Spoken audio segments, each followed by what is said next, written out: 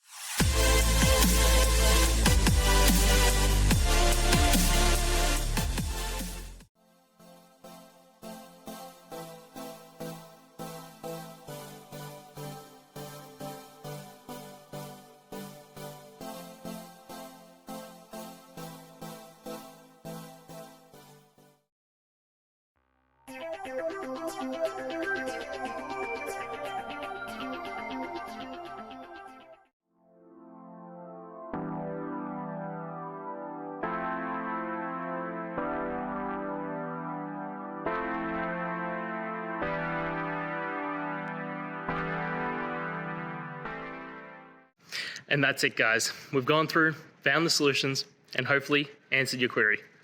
If it did, please hit subscribe. I really appreciate it. And until next time, I hope you have a good one. Cheers.